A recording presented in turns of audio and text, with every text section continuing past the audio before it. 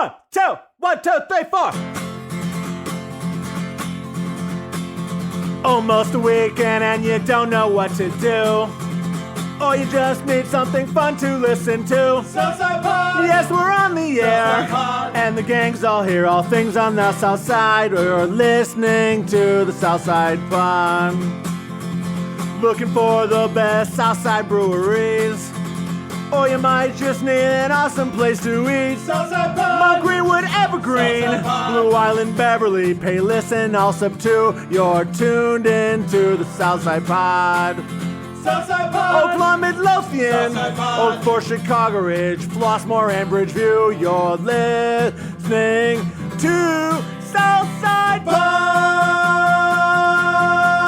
And belly on up to the 9-foot homemade oak bar right here in my basement on the south side and pour yourself a cold one. My name is Chris. That's Bill. That's Mike. This is 30 minutes of good in a world of dumb known as Southside Pod. And we are going to be out with you on Western Avenue in Beverly on Sunday, the 12th of March for the Southside Irish Parade. We will be there at Cork and Kerry at 106th and Western, the epicenter of the grandest parade in Chicago. There's going to be free swag from Southside Pod and Socks in the Basement, one of the other podcasts here on the Broadcast Basement On Demand Radio Network.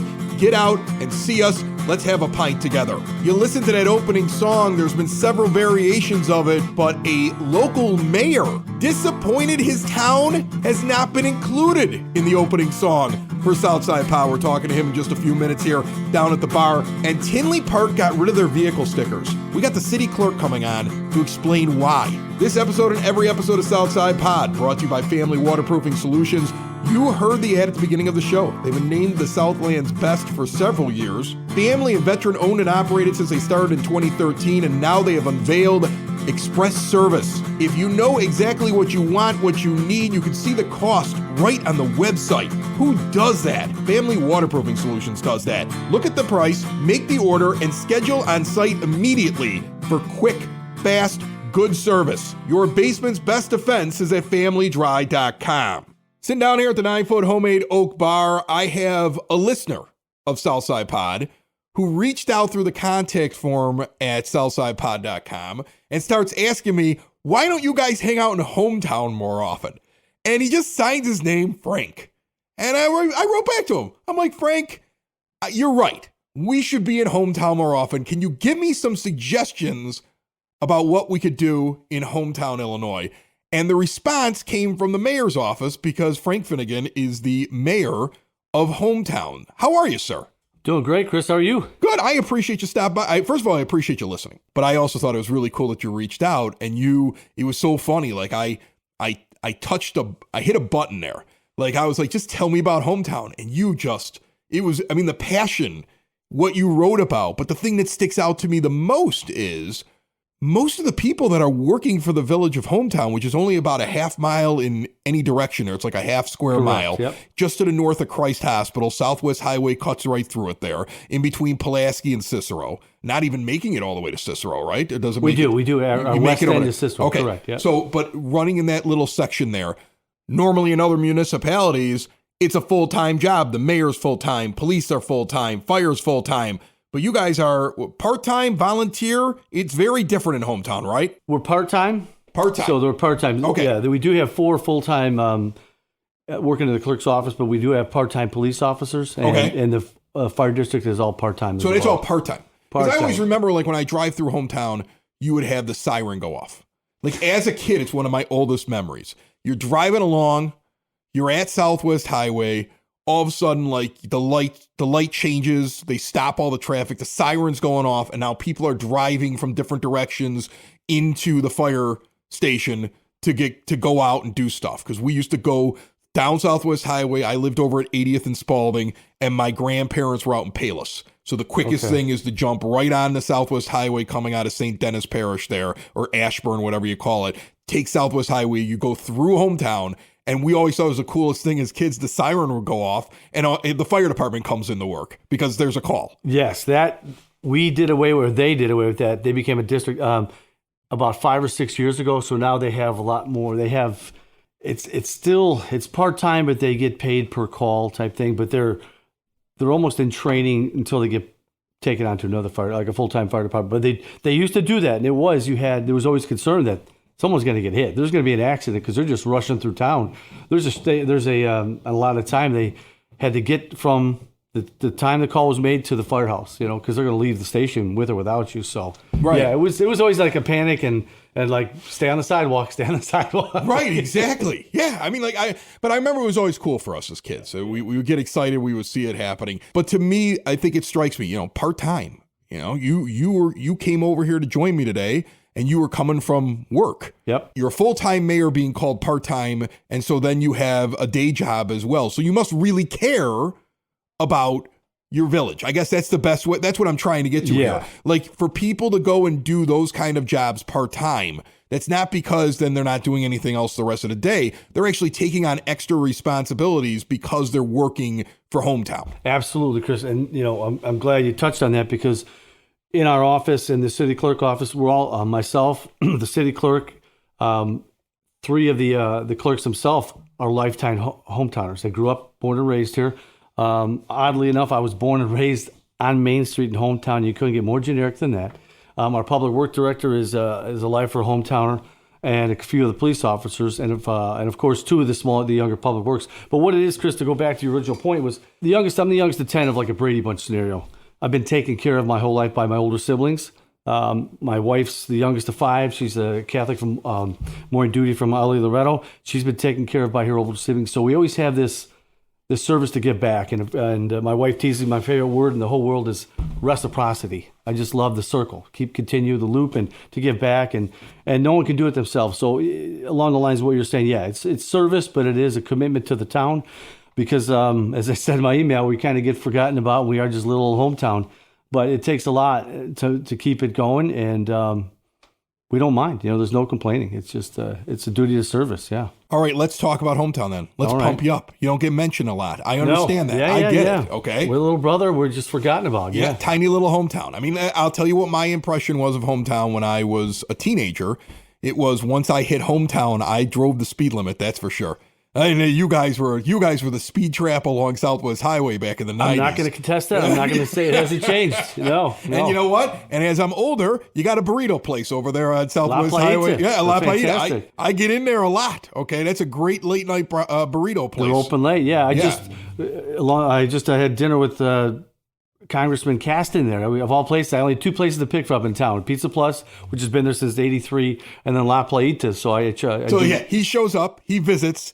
He's like, where do we have to eat? You're like, I got 2 spots. That's exactly. Burritos or pizza? That's it. What do you want? We're Hometown for crying out loud. Yeah, that's it.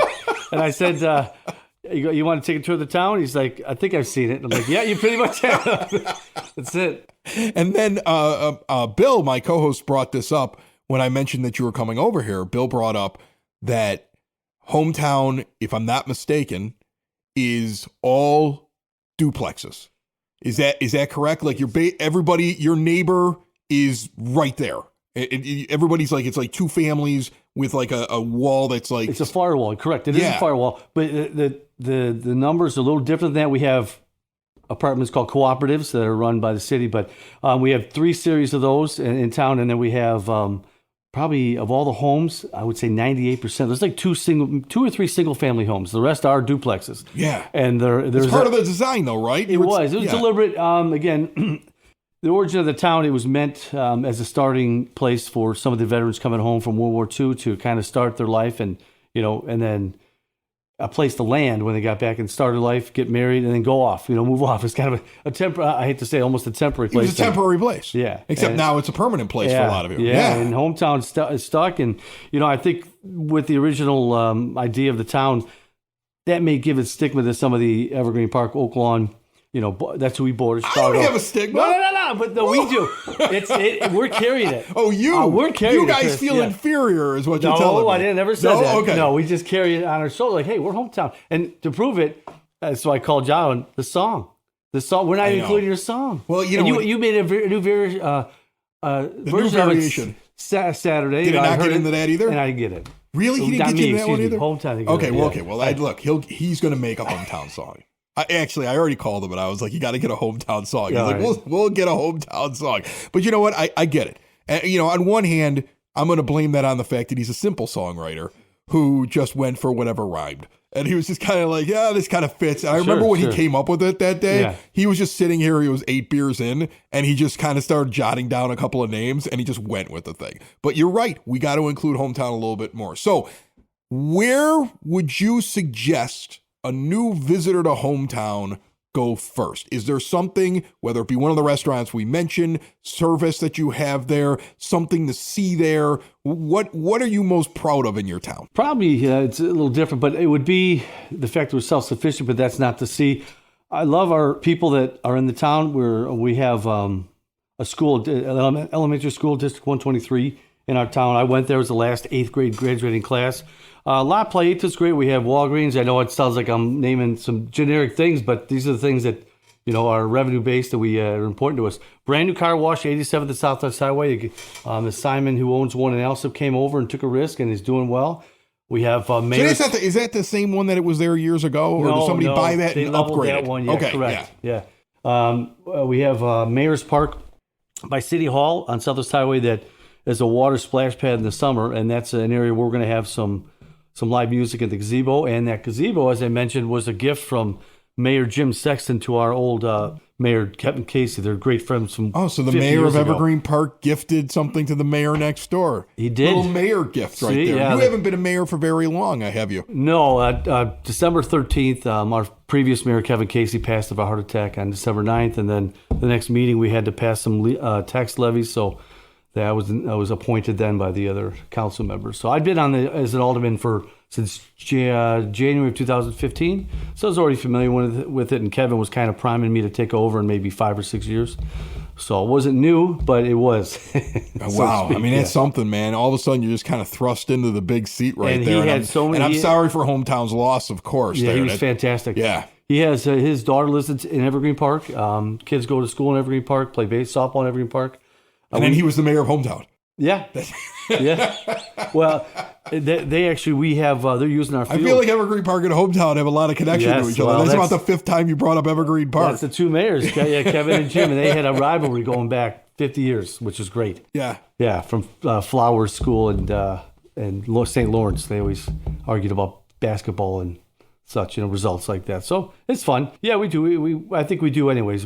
My brother had a house here 35 years ago. I always love Evergreen Park, and we're always eating in Evergreen Park, so they have a lot to offer us. So all right, so here I'm going to help you out with something, because I know you've listened to the show. We bounce around to different breweries and distilleries and things like that, and restaurants around town. And I'm sure, just like any other mayor in any other town on the south side, you'd love to see new business come into your place. Absolutely, absolutely. You mentioned to me that you guys went and tried to undertake like a pretty big project. You almost had a distillery show up in Hometown. It's the one. Sorry to interrupt you. It's the one from Thornwood. Thornton Distilling. Thornton Distilling. They came in and we're looking at it, and the timing was a little off, but I'm not giving up on that yet, because I think it'd be fantastic. I myself am a bourbon aficionado, so to speak. That would have been huge too. Yes, I mean, if you think about it, because there aren't any distilleries.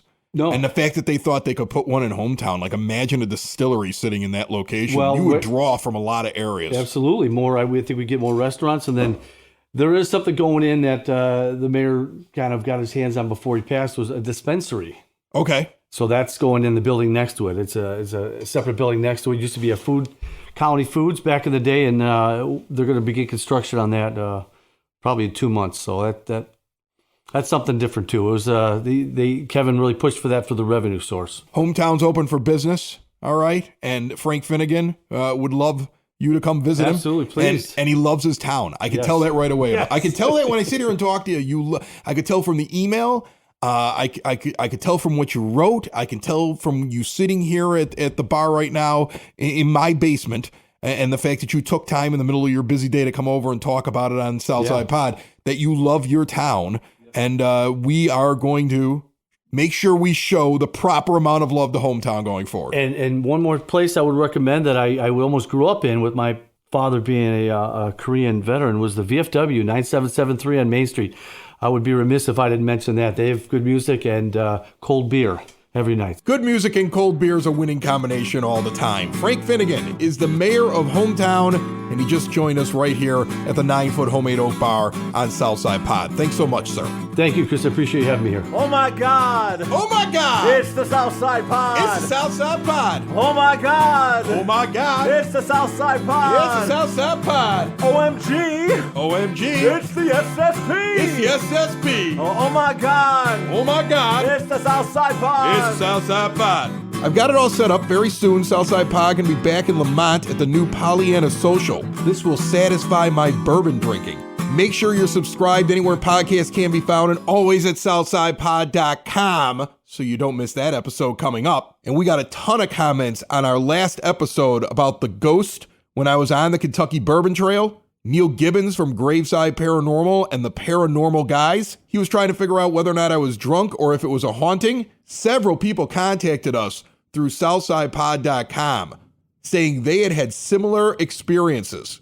I mean, I guess that makes me feel better that I'm not crazy. On the other hand, what the?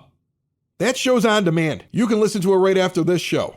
You can also listen to us out at Blue Island Beer Company recently. Tom Walsh, your Edward Jones financial advisor, joined me in that one. That was an awful lot of fun having beers in Blue Island. Tom handles my money. He's got Bill's money. Mike is missing the boat. The good investment train is leaving the station, and he's standing there. He doesn't even have a ticket. He should call Tom Walsh. Couple of decades of experience taking care of people in the area. He's right up there at 111th and Kedzie. He sits down, he makes a financial plan. He looks at how old you are, what you want to do, what are you making, what may you be making in the future. Let's make the money work for you. Give Tom a call today, see what he can do for you at 773-779-0023, or once again, stop in there on the corner of 111th and Kedzie. Joining me on the phone line right now, the village clerk in Tinley Park, Nancy O'Connor. How are you, Nancy? I'm well. Thank you, Chris. How are you? I'm good. You guys are doing something that I'm just blown away by because, you know, every town, every village, every city, they always try to find a way to make a little income, to bring in some money for village services and things like that.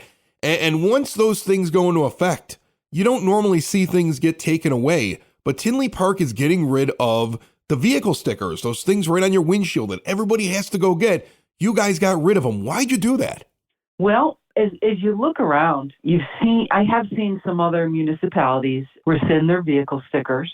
And we got thinking about it. It actually has been something before I took office that had been contemplated for quite a few years. What we needed was the ability to replace the revenue that these stickers were generating. These stickers used to go into what's called the PMP program. That's the Pavement Management Program. And vehicle stickers over the last, I would say, 10 years have been declining in sales. And so we started looking at a way to replace that. And what happened was, and we're incredibly lucky here in Tinley Park, that we started to see an increase in businesses opening year over year. Starting in 2021, we have had 180 new businesses open in Tinley Park to date. Wow. Right? Right in the middle of COVID, we had 180 new businesses. And that's generating more income for us, or more revenue, I'm sorry. So as you look at what we have forward on the horizon of Pete's opening, we just had Floor and Decor open. That's huge. We have a number of big projects coming and opening. And we finally looked at it and said, okay, with what's opened in the last 2 years and what we have coming up, we can replace that deficit within the PMP program. You know, it's about $75,000 to administer the program. So we deducted that. We also hired 2 in-house engineers, which made a huge reduction in the PMP program. It saved us almost $200,000 to $250,000. So now we're only have to making up a small amount of money. And we see that we can do that with the new businesses and what we have coming up opening within the next year. This is a gesture of goodwill to the residents. We're here to represent them. We want to help them. We're in the middle of a recession. If we can't help them reduce some costs, you know, we're not representing them. We need to do what's best for the residents. We all felt this is what's best, or the majority of the board felt this is what's best for the residents. Let's at least do something small. And I think it was a great thing to be able to rescind a 57-year-old ordinance. Most governments don't get that. You know, most of them are just kind of like, well, you know, we've been doing this forever, 57 years, as you said. So why even change it? let's get that extra revenue and do something else. They're not looking at how do we save money for all the people that are living up and down each block in all those houses that are walking around your village. You guys somehow got inspired to do this. Is this your idea, Nancy? Somebody else come up with this? Is this everybody sitting around one day going, we got to come up with something? Where does this come from? This actually has, again, been considered for a couple of years as a way to reduce costs for the residents. My predecessor, the former clerk, Kristen Therian, had looked at it. Unfortunately, it just the timing wasn't right at that time. It is now because of all the increase in revenue from the new businesses and what we have coming forward. Chris, I really think I wish everyone in government would take a look at ways to reduce fees and taxes to residents of their towns. We need to look on our tax bills. We need to look at ways to make our government smaller. We need to look at, especially in the state of Illinois, we have the most taxing bodies of any state in our country. 632 taxing bodies in the state of Illinois. We need to reduce that. And by reducing that, we save our taxpayers money. That's what I think every government should be looking at. How do we save our taxpayers money? I noticed this during the troubles of the last few years as COVID was around and speaking with a lot of folks that are in charge of different villages or have positions within them, and then talking with people while we were out and about doing Southside Pod and some of the other podcasts on the Broadcast Basement On Demand radio network. And what I noticed was when the pandemic hit, people started to realize how much their small government has an effect on their day-to-day life and how much they can actually make a difference in it. Because all of a sudden, all the little villages were making different policy decisions and they were deciding what was best for their town, even though there was this big overarching thing coming from the state or the federal government. People were affected probably most at the local level. Do you think now, coming out of what happened a few years ago over the last couple of years, that people will pay more attention to the effect that their small government, the election that they all forget to go and vote in, actually that small government makes a big difference in their lives? I 100% agree with that statement. It starts local. It always starts local, from your municipalities to your park district, and especially to your school board. We all know that the school board is the highest tax on our property taxes. We need to pay attention. We all need to pay attention. And I think by working together as different taxing districts, we can start to lower that. I'm not saying cut services. We don't need to cut services. Let's cut out the extra that's not needed. We all need to do that, and everything starts local. So I think if more people pay attention to that, hopefully more people will start voting. I think historically we have about 30 to 35% that vote locally here in Tinley Park at the municipal level for those elections. I sure hope that increases. I hope it increases overall throughout the state and the country. But I think you're right. I think what's happened over the last few years has opened a lot of people's eyes to where to start to make a difference. And that difference is your town. So one quick question for you before I let you go. And it only comes from the fact that years ago, I worked in the Cook County Sheriff's Police as a dispatcher. And I know that they would look for people when they're on a traffic stop who didn't have that little sticker in their windshield. And if they didn't have it, that was because they probably lived in an unincorporated area, and they would sit there and say, well, you got to buy a Cook County sticker that goes in the window. Does a Tinley Park resident have to? I know you guys are giving away the stickers for free for people that just want to have them in the windshield. They just don't have to pay for them. Should they go and have that in their window to avoid confusion still and just get it for free? Or is that something that they don't need to worry about? Absolutely, they should get one. There are still municipalities and cities, Chicago being one of them, that will stop you and ticket you if you don't have a vehicle sticker in your windshield. So definitely get out there and get the free ones. All you have to do is bring your vehicle registration to the village hall or to the police department, and they will give you a free sticker. Not trackable. Just apply that sticker onto the front of your windshield, and you won't have to worry if you do get pulled over that you'll be given a ticket. So yeah, you don't want to have that conversation in the middle of it trying to convince somebody, wait, Tinley doesn't need stickers. And they're going to be looking at you like, yeah, sure. Nobody does that. Well, and it's the police outside of anywhere in any other municipality or county or city, it's difficult for them to run that, to, have their dispatch check that. Does Tinley Park have an ordinance in place? They're trying to be done with the person, law enforcement is trying to be done with that person and move on to the next. So by having that sticker, that will alleviate that issue with any other local police. All right, Tinley Park residents, get your free sticker, put it on your car, and you don't need to pay anymore. And residents of all the other areas on the south side, maybe you got to start asking the question, do we need these anymore? You guys might start a revolution here.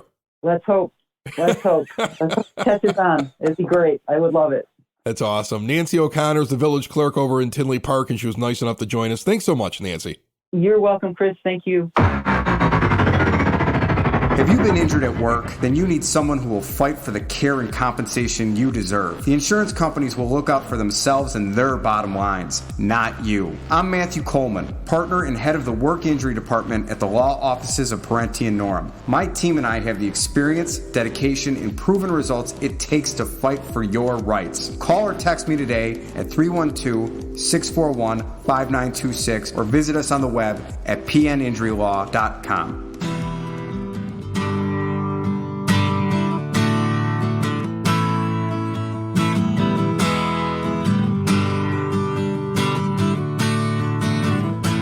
Yeah, I'm gonna take my horse to the old town road. I'm gonna ride till I can't no more. I'm gonna take my horse to the old town road. I'm gonna ride till I can't no more. I got my horses in the bag, horse tack is attacked, hat is matty black, got the boots that black to match. Riding on a horse, you can whip your Porsche. I've been in the valley, you ain't been off that porch now. Can't nobody tell me nothing. Can't tell me nothing. Can't nobody tell me nothing. Can't tell me nothing. Riding on my tractor, leaning on my bladder, cheated on my baby. You can go and ask her. My life is a movie, bull riding and booby, cowboy hat from Gucci, Wrangler on my booty. Can't nobody tell me nothing. Can't tell me nothing. Can't nobody tell me nothing. Can't tell me nothing. I'm gonna take my horse to the old town road. I'm gonna ride till I get no more. I'm gonna take my horse to the old town road. I'm gonna ride till I can't no more.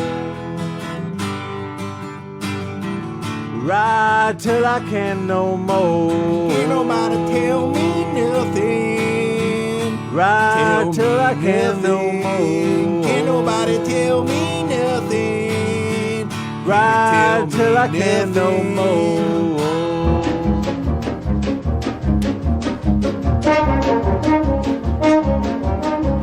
It's now time for your Southside Pod Bulletin Board, brought to you by Cool Clouds Vapor Shop. Quitting smoking is hard, and Cool Clouds wants to give you an alternative. They have a complete taster bar, great CBD products. They have a new location, big, huge, amazing store, northeast corner of 95th and Kedzie. See everything they have to offer at coolcloudsvapor.com. Let's see what's going on this weekend and beyond on the south side. And I gotta tell you, I really enjoyed the fairs and festivals that happen at breweries all over the south side. Flipside Bazaar is coming up at Flipside Brewing in Tinley Park, 7144 183rd Street. The 19th of March, starting at 11 a.m., going until 5 in the afternoon. Everything from home decor pieces, local art, jewelry, self-care, one-of-a-kind items that these artists are bringing out there. You shop, you check out cool stuff, you drink some beer. The weekend after that, Maker's Market Alien Edition, that's going to be at Sound Growler Brewing, the 25th of March. It is an alien-themed Maker's Market in the brewery, 8201 183rd Street, Tinley Park. They got great tacos there at that Sound Growler and excellent beers. Starts at noon, goes till 5. All of these artists, all of these small businesses that are going to be at this fair, everything's going to dabble in the extraterrestrial. That sounds cool. Mark it on your calendar for the 25th of March. Looking at this weekend, everybody knows the parade is coming. We're going to be out there again. Cork and Carry, 106th and Western for the Southside Irish Parade. It looks like it's going to be freezing cold, so you want to come and hang out at the court. Forget standing outside and shivering. Come have a pint with us inside. We're giving away some swag. Mark Taylor and Pat Egan also performing. They start playing at 2 p.m. On Saturday and Sunday this weekend, Carl Sandburg High School is having their annual craft show, 9 a.m. until 3 p.m. 133rd and LaGrange, $3 entry for adults, $2 for seniors. Kids under 12 are free with an adult. Numerous crafters in attendance and musical entertainment from some of the students. All proceeds go to the Carl Sandburg High School Music Boosters. The Village of Lamont on Saturday the 11th, 2 p.m. until 4 p.m., a Seuss celebration at 3 Stories Books. The Cat in the Hat will be on site. Bring the kids out to 310 Canal. Get your tickets in advance at mablesmarket.com. And the final item of the weekend brought to you by Sid Sauce. Peppers grown on the south side, bottled on the south side. There's a hot sauce for every palate, for every type of food. Small batch, craft hot sauce made here on the south side. Check it all out at sidsauce.net. It will be Oscar night in Blue Island at the Lyric Theater on Sunday. They are actually going to have a red carpet outside for this viewing party. At 5 p.m., you dress up, you walk the red carpet. Then they're showing the Oscars on the big screen and having a big party starting at 7. Light appetizers will be served. There'll be concessions, the cash bar, all at the Lyric Theater in Blue Island at 12952 Western Avenue. That's your bulletin board, and this has been Southside Pod. Make sure you subscribe. You never want to miss an episode. And if you do, luckily they're on demand. In fact, after this song, the next one will probably just autoplay for you. Stick around. It's the Southside! It's the Southside! It's the Southside Pod! Thanks for listening! Thanks for tuning in to the Southside Pod! Y'all come back now, you hear?